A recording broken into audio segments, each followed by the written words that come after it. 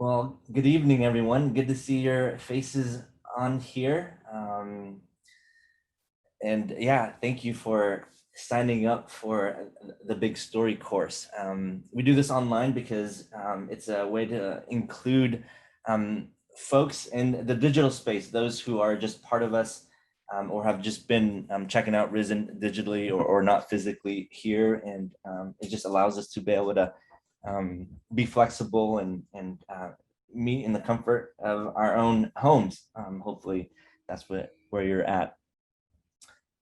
As we get started today, I want to share this story. Some of you have heard me share the story before, but I think this gives the heart behind why we do the big story. And then I'll introduce to you kind of who those who will be teaching this course and details on this course. But I want to share the story with you because I think it captures a little bit of my heart for Risen and as you guys are asking, like, for us as a church, what does that look like for us to participate or to follow Jesus where God has called us? And so Arthur F. Burns, some of you might know this name, but he was a chairman of the United States Federal Reserve at one point.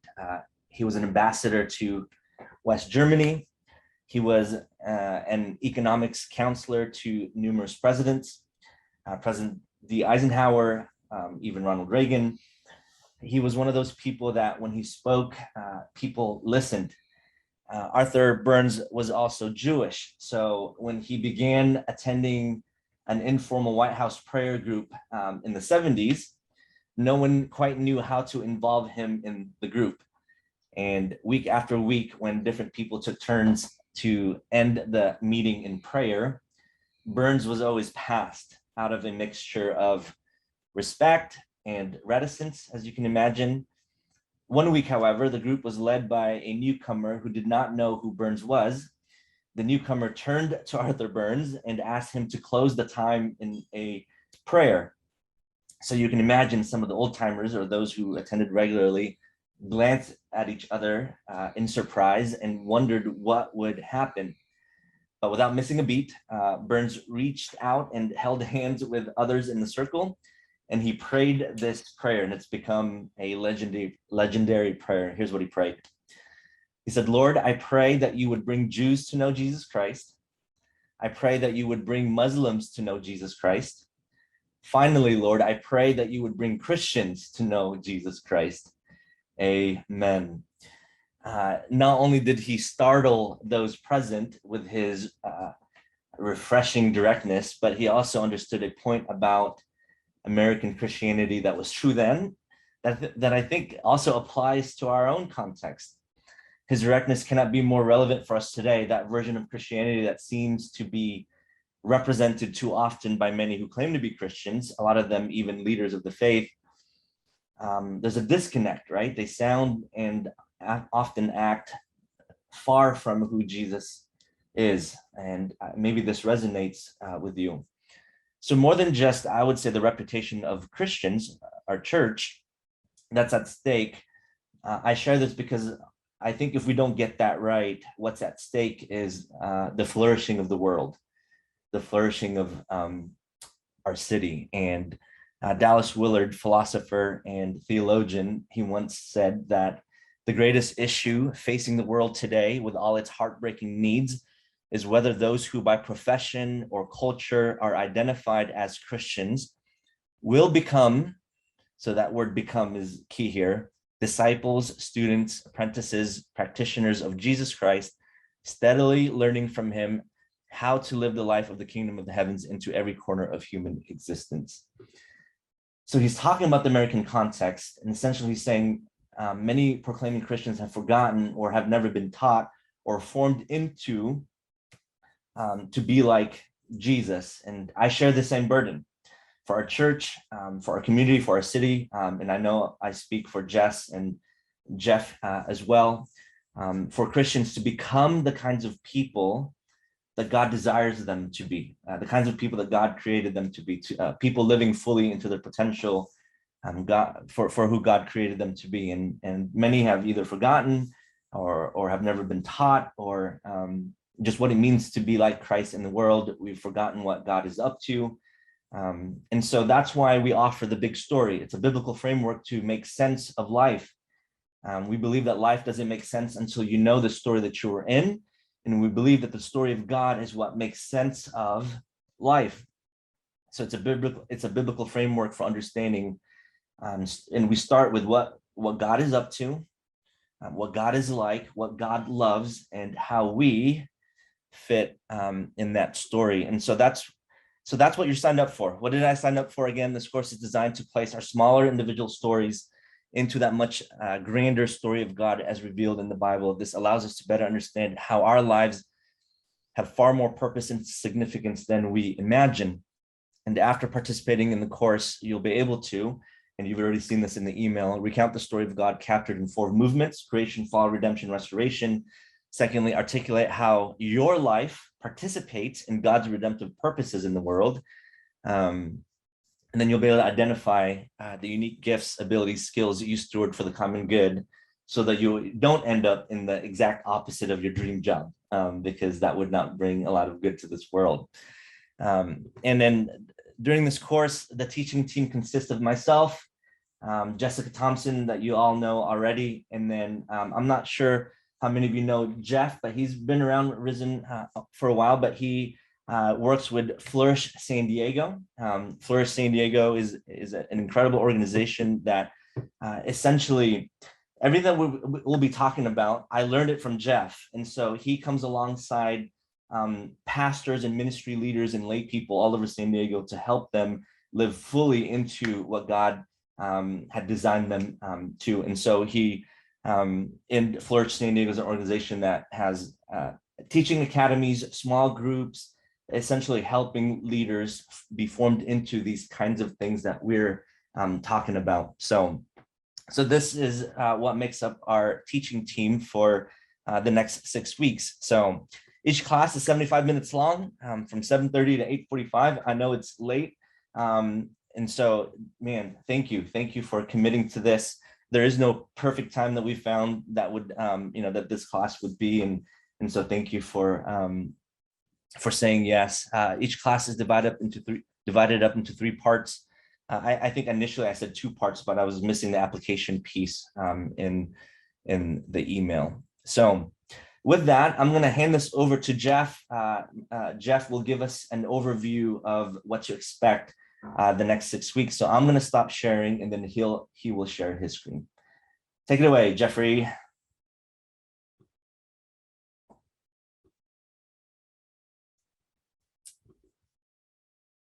You're muted, Jeff.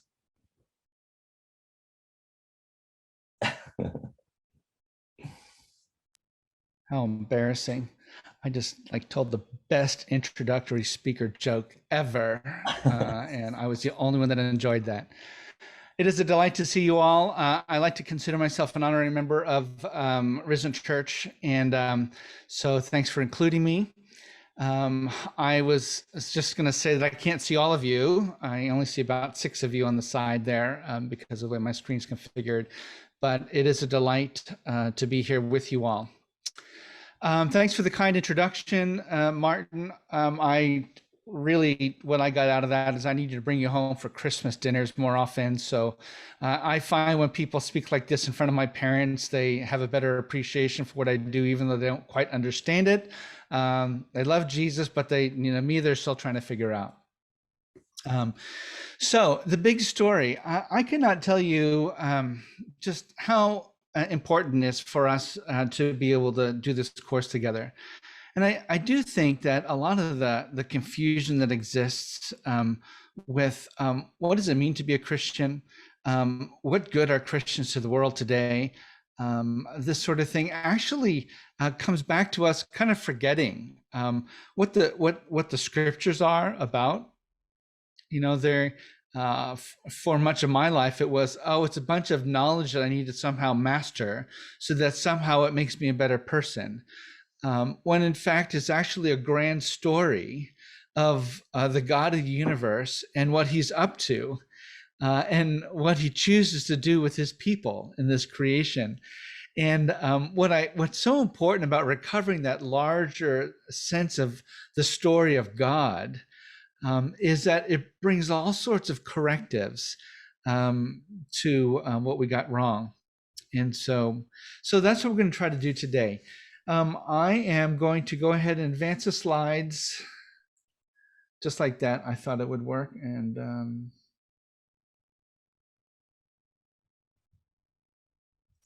all right. Okay, we're going to start the first point, and every good message has 3 points. This is your first one. It's dis, not like the opposite of that, but this: disillusionment, disconnection, distortion. And this is in a bit really an effort to kind of say, well, what feels sort of dislocated, if we're to use another dis word. Jesus always polls well, but if you were to ask about the church, it gets kind of tricky sometimes, because people look at the church and they go, you know what, I'm not really sure what they stand for, and they don't really resemble Jesus. And there was a book, maybe 5-7 years back or so, that was just making this observation and saying, the logical conclusion, if people who aren't churched look at the church and say it doesn't quite look like Jesus, right? It seemed to be interested in their own sorts of things. The logical conclusion was that these churches were not really Christians. And because there's a disconnect. And so disconnection, disillusionment. Let me first talk about disillusionment a little bit. Jesus polls well, the church not so much so. Sometimes we tend to think, I have historically described myself as an evangelical before evangelical became a bad word. And so now you have broad swaths of the church that are associated with voting blocks. And it's kind of like, how does all this work? I'm not interested in that. Heck no. Sometimes we look around and see what passes for Christianity, and we see stuff that makes us squirm, and sometimes stuff that actually gives us a sense of disgust, and actually, it makes us not want to be associated with it because we don't want people to think of us funny. And yet we look at the great challenges that the world faces, poverty, racism, nationalism, human trafficking. And we suspect that Jesus would really have something to say about that sort of a thing. Jesus would care. Jesus would come alongside people that have been treated unjustly. But sometimes we look at the church and we say, I'm not so sure that the church feels the same way that Jesus does. And then we kind of have to ask this question, well, what's going on with that? Sometimes it feels like the good news of the gospel has devolved into a cheap and empty religious system that elevates moral superiority over the well-being of our neighbor, right? It almost feels like as long as I believe enough to be able to look down my nose at other people who don't believe as I do, that becomes almost more important and almost descriptive of what it means to be a Christian than to offer a drink to the thirsty or food to the hungry. So there's a disillusionment. I don't understand that. I don't want to be part of that church. And people are voting, right, by an entire category that we call the de-churched. Disconnection. I use this word disconnection because honestly, I feel like the good news of Jesus Christ is that it's supposed to make sense of my life, and that the gospel of Jesus Christ ought to be able to answer the deepest questions that I have, that we have. Why do I exist? What was I created for? What am I supposed to do with my life? I think Andy was the one that doesn't want to be spending time looking at toes. I get that. But it's like, what was I created for? And it should be more than what I'm trying to avoid, but what's the positive thing I'm supposed to be about? Because I know I'm supposed to be here to do something creative. There are times in which we might look at the church, that we know and we love to attend. We love singing, worshiping together and being in fellowship. But it's sometimes hard to connect what we do on a Sunday with how it answers the deepest questions that I have as a person, let alone the questions that my neighbor on my cul-de-sac has as they wrestle with cancer or whatever the issues that they have. And even if I avoid the most cynical complaints, oh, the church is just out for my money. It's only out there to serve its own members.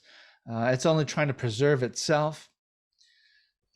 Even when I avoid that, it still feels sometimes as if people could look at the church or look at Christians and say, you know what, they're really just in it so they can get to heaven, just so they can leave this world and go somewhere else. And the leaving of the world or the escaping the world doesn't quite give a satisfying vision for how I ought to live in this world. And it doesn't give me a reason for how I can make a difference in this world when I feel like that's something that I've been called to. You've heard the complaint. It's almost as if people could say, oh, they're so heavenly minded that they're no earthly good. And then all the challenge that we see and the injustice that happened, we say, how do we connect those pieces together? A disconnection.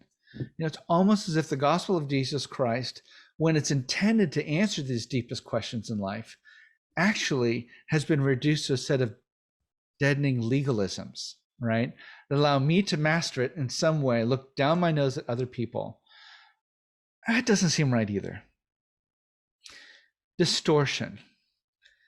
This really may just be another subset of some of the disconnections and the disillusionment we have. But I think one of the challenges that we have is that because we have tended to look at the scriptures, I will say this, having gone to seminary some 20 some odd years ago, that it was almost as if the scriptures were a knowledge base that I needed to read and master as much as possible, memorize scriptures, or at least the addresses, the references, so that I can use them in conversations to prove that what I'm saying was true and right.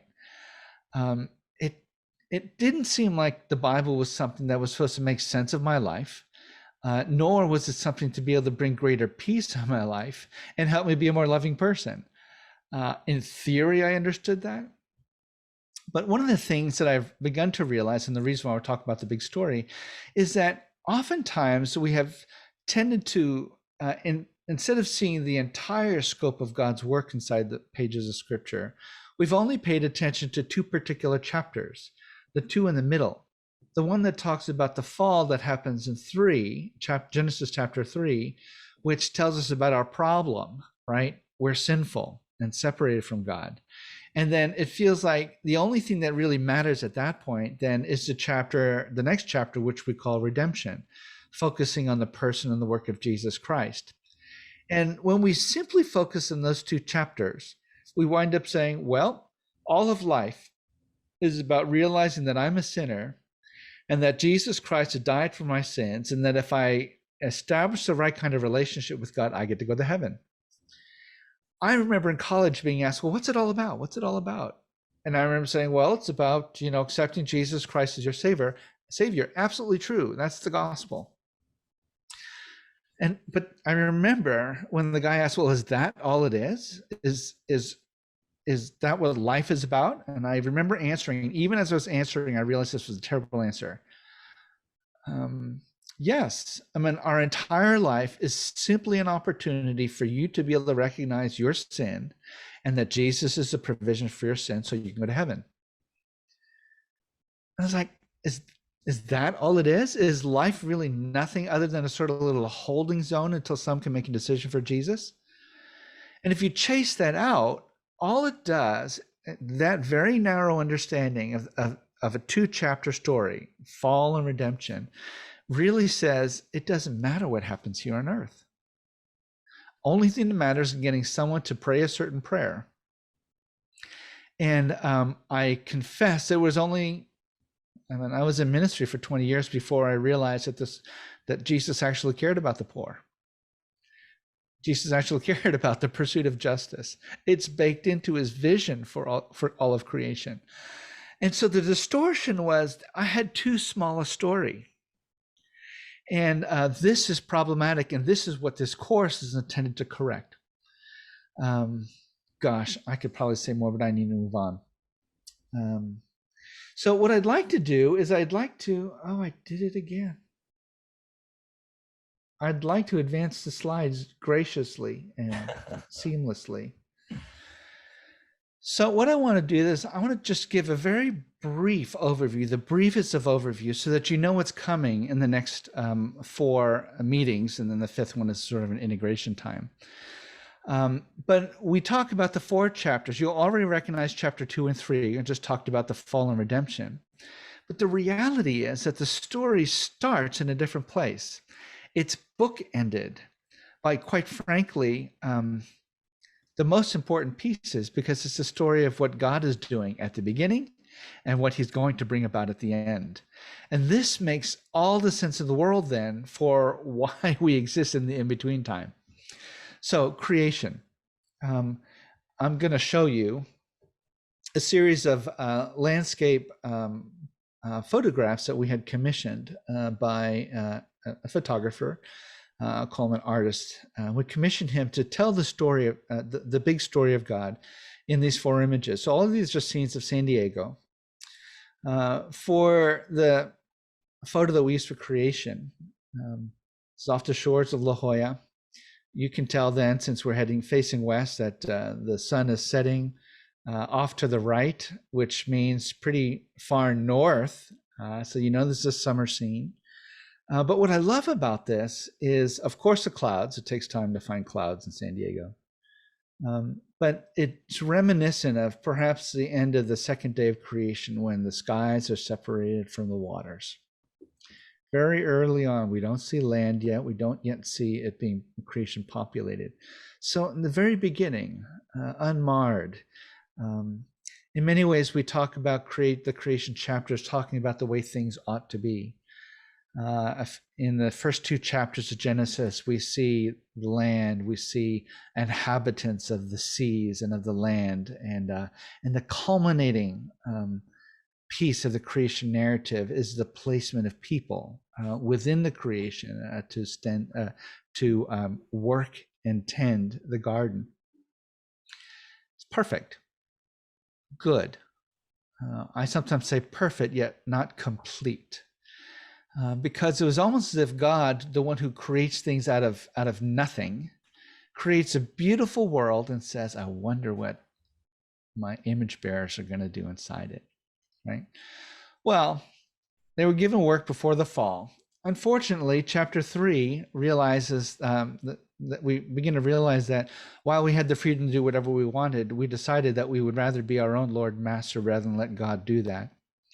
And this, again, off the shores there of La Jolla, is showing a little bit of the roiling water and a storm off in the distance. The beauty of creation is not removed, but there's difficulty now. And it's this difficulty, this possibility and freedom for his image bearers to usurp his authority and bring glory to themselves that actually is the root of the problem of sin. And we wind up using our creative potential now to be able to worship and serve ourselves rather than to do so under the service of our Lord and Master. Sometimes we talk about the chapter of fall as being what is, right? If creation was what ought to be, this is the way things actually are or is at the moment, pardon the grammar. The 3rd chapter actually then asks the question, well, how does this broken creation, this good yet broken creation, get fixed? The person of Jesus, of course, enters into the story. And this is a scene taken on the top of Mount Soledad, looking east shortly after sunrise. We know what this means in San Diego. The sun will come out, the ground fog will burn off, the whole land will be bathed in sunlight. And we just love this as a picture of the redemptive work of Jesus and the slow inbreaking of his reign and rule, so that one day in the redemption chapter, we can pay attention to the way that things can be. And the final chapter of God's story is restoration. What's beautiful about this chapter is while we may have been preoccupied with sin in Genesis chapter 3, and the great white throne judgment at the end of Revelation 20. The reality is that it started with a good creation in Genesis 1 and 2, and will end with a new heavens and a new earth, right? In Revelation 21 and 22. And so it's, if you think very carefully about what this is telling us, it's just saying God had an intention about what he wanted to do with creation. It got messed up, it got redeemed, and yet God's purposes will not be thwarted. And what's going to happen is that while creation started in a garden, it will end in a gardened city. And so this picture was taken, actually, it took a year for Jin to get this photo. One day he stepped out, said, maybe there'll be enough sunlight. It broke through the cloud cover. This was an Easter morning, which lets you know that there are sunrise services happening across the beaches, right? Probably just right, not far from there. But what I also love about this photo is it's, while this may not be streets paved with gold, the idea that in a heavenly city, right, where God once again dwells with his image bearers, that the work that we wind up doing through the course of our lives and through the course of civilization remains. It's a city. And that gives a certain sense of meaning to the work that we do in the here and now. I'm looking at the time. And so what is so critically important is that when we begin to realize that the story is so much bigger than our sin and so much bigger than the problem of how do I get to heaven, that it actually is asking the question of now, more importantly, how do I live here on earth in such a way that I contribute to this picture of restoration, the renewal or restoration of all things, where there are no people who are hungry or who are trafficked or experiencing injustice, right? This is what it means when Jesus says, pray like this: Our Father who art in heaven, hallowed be thy name. Thy kingdom come. In other words, your reign and rule come on earth as it is in heaven. That's the picture. It then begins to give us an understanding of how we are supposed to live into this world. So let's see if we'll try this one more time. If the problem was the illusionment, disconnection, all of that, there's the opportunity for us, by understanding the big story, to kind of rethink things, reillumine, reconnect, recover, and redeem. If I might just say very briefly, we get to reillumine or see in a fresh light, right? It's 4 chapters, not 2 chapters. We place ourselves inside God's big story, and we understand that we are the means by which God is going to accomplish what he wants, as opposed to the other way around, where we tend to think, this whole story is about me. This whole story is about me getting my sins forgiven so I go to heaven. This story is about me, where I get to experience fulfillment in life, and God is this little person inside my story that is here to bless my what I want. Is that how we understand God? No, completely turned around. So there's a fresh way to reframe who we are in relationship to God. Reconnect. I think one of the greatest challenges that we have is that we have separated something that should never have been separated, and that is the sacred and the secular. These should never have been taken apart. But because we have tended to see some things as holy and some things as not. And it's the things that are holy that we believe that God can use, while other things are merely tolerated. So if you stop and you think about that, we tend to say, oh, well, those of us that are in ministry in some capacity, we can figure out how God is using us. But it leaves the other 90% of us sitting in the pews wondering how I can make a difference in this world, how I, who well-intending and desires to live out my love relationship with God in ways that serve him, but I'm not really told that what I do is sacred or is holy or is meaningful? Or is it something that God has called me uniquely to do because that's what my unique gifts are? Reconnecting the sacred and secular is so critically important for us to inhabit this earth and to fill our lives with the meaning and purpose that we're intended to have. Recover the sacredness of work. Again, on the theme of work, please remember that work was given to us before the fall. Work was actually a good thing that we were given to do. And we were to express our, I'm going to use this in quotations because it may sound wiggy. The ways in which we are like God is that we too are creative. We too are workers. And we too are to be able to figure out how to make sense out of the world and create stuff and provide goods and services and meet the needs of people, who need your help, right? This is the way in which we get to love our neighbor. Now, we can call that work. If we can call it work without it being seen as the punishment. No, the punishment was because of sin, was that work was now made difficult. But we are left with work, and one day the work in which we've done will be renewed and restored. And that gives meaning to what we're able to do, whether we're getting paid for it or not, right? Parenting, right? Loving my neighbor by bringing a bowl of soup because they're sick. Everything we do, all of our acts of service can be acts of worship. And I think the last thing I want to say simply that we can do once we now recover a big story, once we now understand that our lives make most sense inside God's story, when we understand that our activities and our actions, our work, so to speak, actually are intended to contribute to the renewal and redemption of all things, are intended to be ways in which we love our neighbors to life. We can now inhabit what we do, and by seeing that as redemptive work, redemptive actions.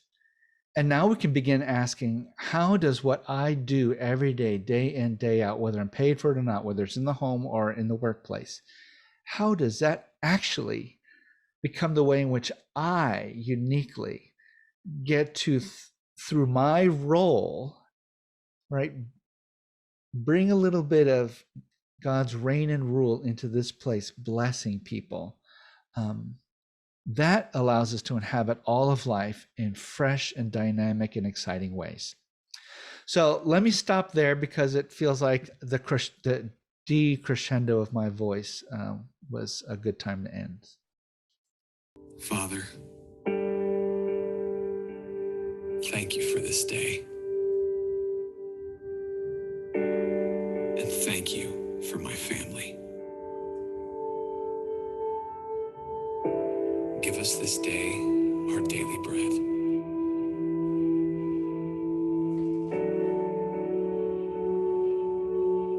Please watch over us.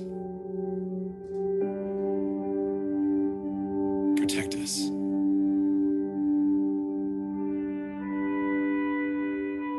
Keep us safe as we travel.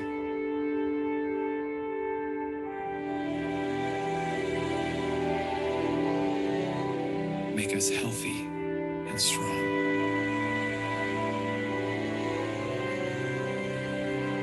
Be with our kids today. Help them learn and grow into godly young men and women.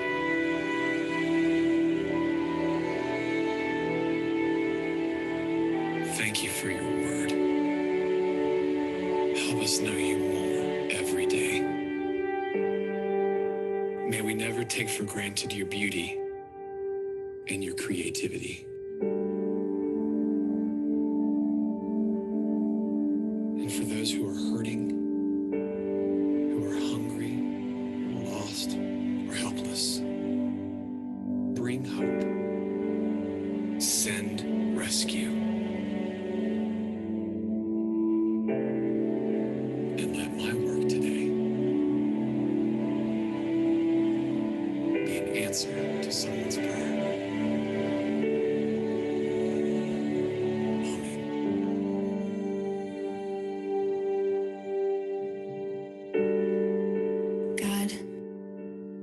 us. We've lost everything.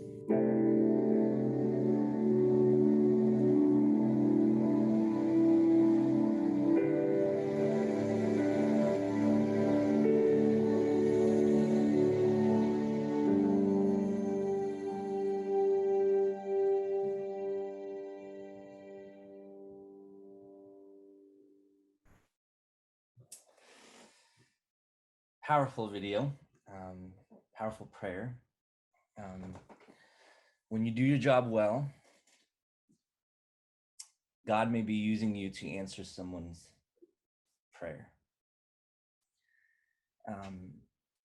For those of you who are new to Risen, or even if you've been around for a while and you're asking the question like, or you just figuring out if this is a place that you want to be at, the natural question when you're checking out a church is, how do I get involved? How do I get involved in the life of this church? What do I need to do? What are the things that you guys are doing? How can I sign up for things? And there's plenty of needs on a, like a programmatic level for a church, whether it's Sunday production, kids. We always need help in kids. Amen, Rachel. But for us, for our leadership, we want to flip the script. And we want to say, well, we want to help identify, and not necessarily identify because God's already at work. We want to say, well, what is God already doing in the world? And we want to begin with asking you, like, what is God already doing through you, through your calling? We're called to many different places. A lot of those places we get paid to do. We get paid to do those things, right? Our paid vocations. And then there's areas where it's unpaid.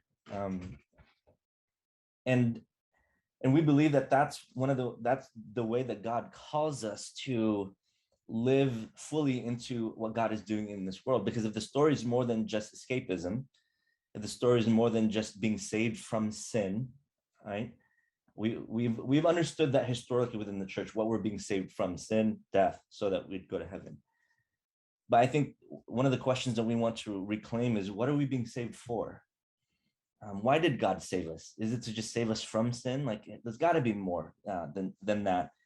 And for us, that answer is to be saved for the glory of God and for the good of the world. Because that's the life of Christ. Christ didn't just save this world from sin and death, but he's resurrected, right? And the end of the story shows us that that's our future as well. So how then do we live in this world? Well, it's through our callings and through our vocations. So then work is not just a means to get by and provide for your family. Yes, absolutely. It's not less than that, but it's far greater than that. And so for us at Risen, we are far less concerned with creating programs to help connect you to church, but more interested in identifying and really learning from you and how God is already at work in your life and what you're doing. And for some of us, like this has never been reinforced or talked about, and so we've only looked at work maybe in a more narrow sense. And so that's one of the things that we are concerned with and what we're passionate about here at Risen, because we believe that this is the way God is at work.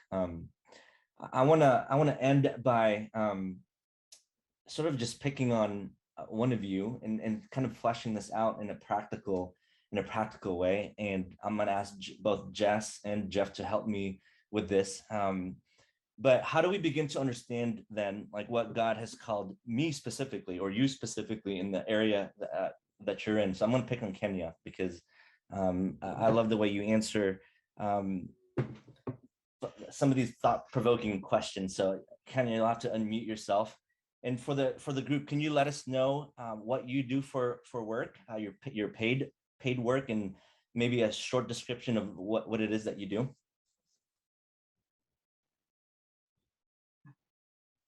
Did you say my name? Yes. Oh, okay. Nice. did you want me to elaborate on anything or re-explain what I do? And Yeah, just tell us what you do for work. well, now I thought of a better answer. Yeah, that's good. Tell us a better answer. Yeah, yeah. So I'm a building services supervisor at an elementary school. I work with custodial services.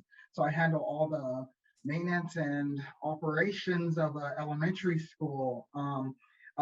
At the basic level, I open up and close and I clean up after people. But at a more intricate level, um, I oversee all of the safety and I just make sure that everyone has a good day, and not in an entertainment aspect, but more behind the scenes.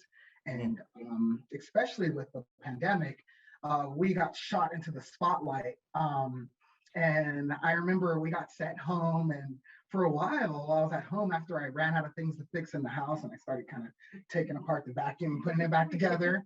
I kind of got in my thoughts and I decided that whenever we go back, I'm going to own it and I'm going to be that beacon of cleanliness, so to say, at my site. I work at Damon Elementary. Backstory: Risen, our church, used to meet there, and so me and Risen go way back, all the way back to 2016, in fact, and so even Risen's part of my customer base. You know, we're here to serve. I'm here to serve. My job is a job of service, and that's kind of how I live my life. And even before Risen, I used to do this. This is something that Risen taught me. It's something that is just ingrained in me, and something that I do, and something that I love to do.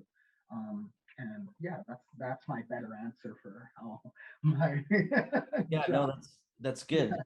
Your title might be building services, but you're not only providing maintenance, but you're providing coordination. You're overseeing different staff within that school and how they function. And obviously, in a pandemic, your vocation gets magnified because all of a sudden the value of cleanliness and organization is, we didn't realize how much we valued it until we were in a pandemic, right? And so you being front and center makes sense. What part about, I mean, you kind of said it, but you said you kind of came to life kind of during this season of a pandemic, because I think maybe for the first time people have realized the need for, while you're behind the scenes, a school could not function. And we talk about the hardships within teachers today, and yes, amen to that, it's true. But in education in schools, it's more than just teachers that are there. I mean, you are the ones that set up these teachers so that they have the space that's clean enough to host and serve kids, and even churches like us, you know. And then while your service is just, you know, initially like, yeah, the teachers and the students, but the impact goes further than that. And I'll share this story another time for the sake of time. But I mean, that's how Risen ended up being at a place like Dingman, was because your role, your presence goes beyond, extends beyond just the service of students and teachers, but the community. And we were a part of the community that we're coming in. And when I think about that, and I think about, you know, your participation in the church, and yes, you volunteer and rip it on the guitar here and there and that sort of thing. I wasn't going to mention all that nonsense. Yeah, you know, I'll mention it. But for us, you know, and I believe this, that what's more important for the good of this world isn't that you just show up and play music on a Sunday and volunteer. We need it, so thank you. But that you think about your work in a way that you, like you said it, like, we didn't teach you this. This was something that was ingrained in you, and by God's Spirit and by God's grace, to serve the students and the teachers, and in turn the community, us. And so sometimes, again, what was that quote? When you do your job well, may God be using you to answer someone's prayer. And that was our prayer 4 years ago. Would we find a place where we could meet as a church? Is there someone, and I remember going to the school And I said, is there someone that is willing to, like, because they said, oh yeah, we don't rent in the weekends because there's no one willing to work on the weekends. Then it's like, oh, okay. And then we ran across you and the where we meet in the multi-purpose room, and you're like, I want to work on the weekends, you know. And so you just, even by saying yes, was an answer to prayer for us then. So our impact, our vocations, our work is an opportunity to participate in what God is doing. Jess or Jeff, I'd invite you. Anything else that you'd want to add to that? Yeah, Jess, did you want to go first? I'll just say one thing, and then just about seeing Kenyon on that property and the way that the kids love you.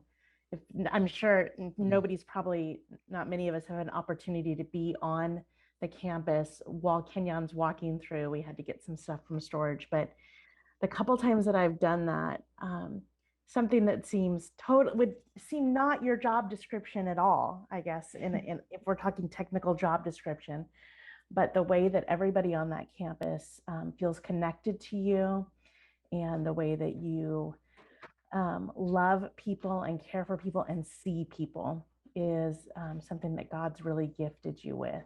So even though that technically is not your job description, that is one way you make the community flourish. And as Jeff likes to say, you love our city to life by what you do there. Mm-hmm. Thank you so much. Oh my gosh, I didn't bring tissue to this meeting. Thank you guys.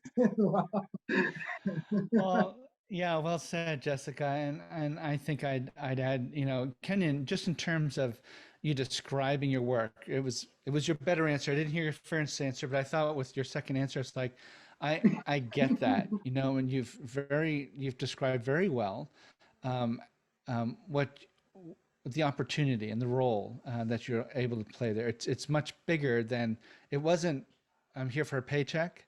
I wasn't here just to do my job and get out of here. There was a sense of living and investing and breathing into. And I kept thinking back to the video. The video was this guy praying, right? Lord, would you protect us, right? And then you get a picture of firemen and policemen, right? Lord, would you provide for us? And, you know, so the idea is that God uses people as means. And when we're able to understand that, we then are able to recognize, oh, the lady at the very end of the video whose house burned down needed a particular person with a particular skill set in that particular moment. Okay. And I imagine that for people and the parents in the pandemic, you know, who send their kids to Dingaman, need peace of mind, right? And that's the other thing that you wind up providing. Now, do you know that God is using you, right, to do precisely all of these things?